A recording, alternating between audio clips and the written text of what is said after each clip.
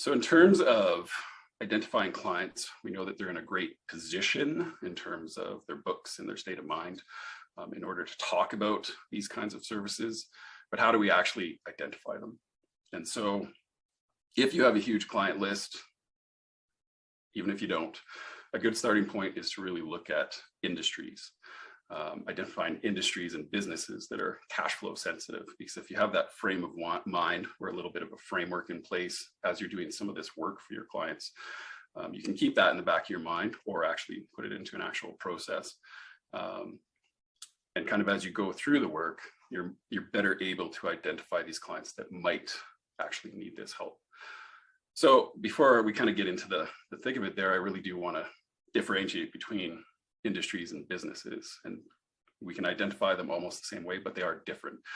The reason that I say that is because you can have a cash flow sensitive business that is operating within a really good, stable industry. To use a really extreme example, you could be a really distressed bank within the finance industry. Probably not going to happen, but it could. And the whole point there is that you can have really good industries, but poor companies within it. And you can have the exact opposite, where you could have really poor industries and extremely stellar companies within it. So we do really want to be careful that while we're using industries and kind of a framework to narrow down our focus to identify clients that need cash flow advisory, it's not a catch-all. It's not perfect. It is just that. It's just a framework that you can use to kind of narrow your focus, so to speak. So that said, if you do have a lot of clients, starting with industry first is a great way to do it, because that'll just kind of help you target the people that you should spend a little more time at as you're doing your additional work. Because again, you don't want to go through every single client, go through all of their files, be extremely tedious, and you probably lose your mind. So I wouldn't suggest doing that. So industries first, go down to specific companies and really narrow your focus. I know when I'm talking industries, I'm actually talking more like a true vertical. And what I mean by vertical is you're trying to group companies by commonalities. And so these commonalities would, essentially be tied to cash flow sensitivities. So what are some common traits or some commonalities that could help us identify verticals that might be cash flow sensitive?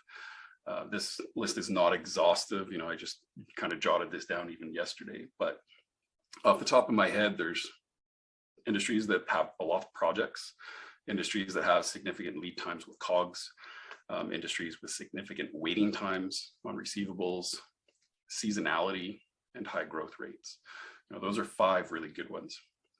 So when I'm talking about projects, we're talking about industries or businesses that have not consistent revenue streams or incoming cash flows. We're talking about big, chunky, lumpy incoming payments down the road. And there's a huge problem with that, obviously, because if your incoming cash flow looks like that, your outgoing cash flow, meaning your pay, your salaries, any kind of costs you have are actually a little more even. And so you've got a really big mismatch in terms of inflows and outflows right there. So those industries or companies within those industries are really sensitive to cash flow. So a really good place to look. Examples of businesses or verticals that would fit within a project-based kind of trait or commonality would be creatives. So marketers, designers, architects, all of these people have really big project costs, but ongoing salaries, wages, rent, all of that fun stuff. Construction industry, because typically when you build a house, you get paid on progress draws or completions of work. So that's another example. Nonprofits would actually be another good example of something with project-based inflows. And that would go with their grants, anything that they have to do around that. Like it's very project-based and project-focused, as opposed to say, a retail chain or a retail store where you have X number of people coming in the door, and you can pretty much guarantee that at a base level, you will have this much cash flow incoming every single day. So project-based businesses or verticals are a really good focus point. Creatives and designers and architects, I think, are really good ones to focus on. They've got a lot of cash flow needs from my experience. Another commonality that we mentioned was significant lead time on COGS. And so I kind of use the COGS as kind of a catch-all term. I'm really kind of talking about purchases. So Todd, I know you're familiar with this, but like e-commerce is a great example. You know, all of these companies have a really big cash flow mismatch in terms of we have to buy X product 90 to 120 to whatever days in advance. And in doing that, you've got to outlay your cash, sit on your product, and then sell it down the road. And so that creates obvious cash flow implications. You're essentially carrying a lot of risk in terms of the costs that you're having to carry. So anything similar to that would also kind of fit within this vertical. Manufacturing would be a good example. Furniture business. I've talked to a few advisors and professionals and accountants that do furniture businesses, and they've got a lot of cash flow issues in terms of the timing and the lead times around, you know, buying the product, building it out, and then actually selling it in their retail chain. One of the other commonalities that we were talking about, significant wait times on receivables. It seems a little bit simplistic, but it is really true. Like if you look at the construction industry, again, I can't count how many times I've talked to a construction business where they talked about their bad debts or not getting paid for a job, or, you know, having significant delays on getting paid on their job. It's really apparent in that industry, long lead times and essentially getting paid. Service industries like lawyers and accountants and bookkeepers, you know, there's a lot of professionals out there that still don't have it nailed down in terms of how they provide their services. So accountant as a prime example, a traditional accountant will go out, they'll do their hourly billing, they'll send out their invoice late.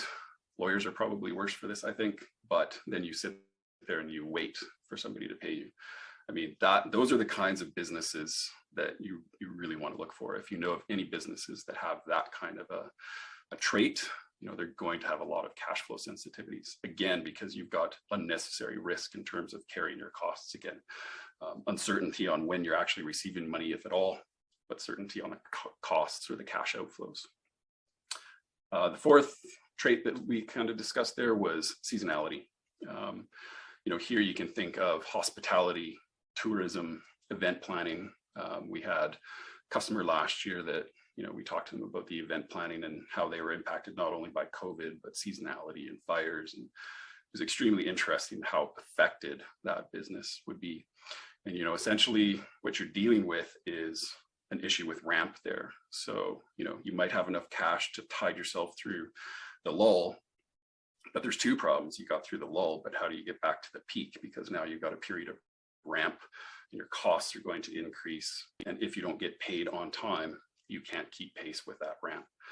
And so that in of itself is another issue. So you got to have enough cash to live through the trough, but also accelerate back out with the ramp and the growth of whatever your busy season is.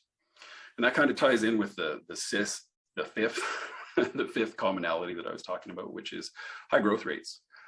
Tech firms are probably the easiest example here, where you've got a company with low to no revenues, but extremely high cost and the expectation of extremely high growth. And so that kind of ties in with the trait that we were talking about with seasonality, where it's you trying to contain the ramp up and, you know, how much money and cash you need in order to sustain that growth and keep pace with it. And so again, this list of 5 that Selena was kind enough to list out in the chat there, it's not exhaustive at all, but you can see just running through the examples that, you know, once you have these, it's pretty easy to pick out industries or verticals that kind of have these traits that help you identify potentially clients within that. So then you can take those, look at your client list and say, you know, this client's an event planner, this client's, you know, a lawyer, this client's a construction. You can start to pick them out a little bit easier. Because again, what we're trying to do here is give you a little bit of a framework that as you're going through and doing the work, it helps you identify some clients.